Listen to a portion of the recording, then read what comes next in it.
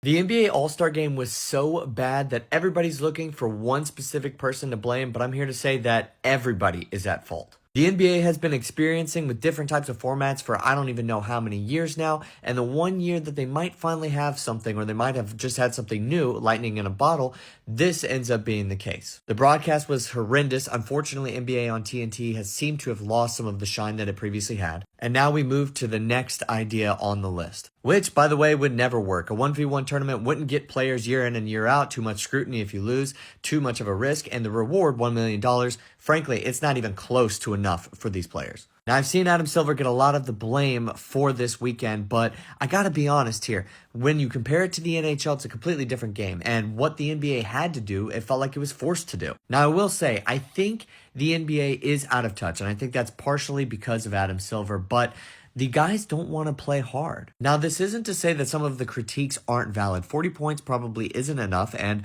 there's no reason to have so much time in between the games as well as a random halftime in the last game.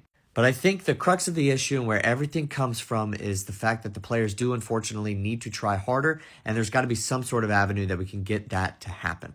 Part of it starts with just communication to some of these guys where, hey, the expectation is you guys got to try harder. You're going to 40 with guys that don't miss a lot of open shots. Well, you got to play defense and make sure that they're not open, right? It doesn't mean that the game isn't flawed, but you almost have to bank on these guys showing up for any sort of level of pride. And you can't make it about money. You can't make it because of Kobe just died and you want to honor a legend. You can't make it because you're picking new teams. You can't make it because it's NBA, USA versus the world. You have to just go back to, hey, look, people were just going to watch a regular East versus West All-Star game if you just bring the intensity up a little bit. Unfortunately, I think that this was a platform for a lot of people to just hate on the NBA this weekend, and that was unfortunate.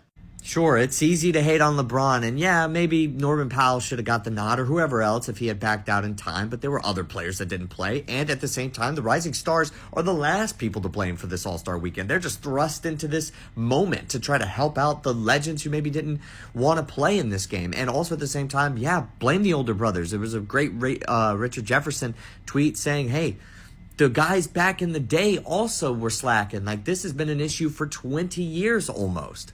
Now, I do hope that this ends up being some sort of positive for the NBA. There's been so much debate about how the game is played, a lot of rule changes, refs, the players, this All-Star weekend, League Pass, everything about this league has been under scrutiny this season. Hopefully, there's going to be some sort of fix, some sort of urgency to fix these problems. And then we look back at this All-Star weekend and say, hey, look, maybe it was for the best.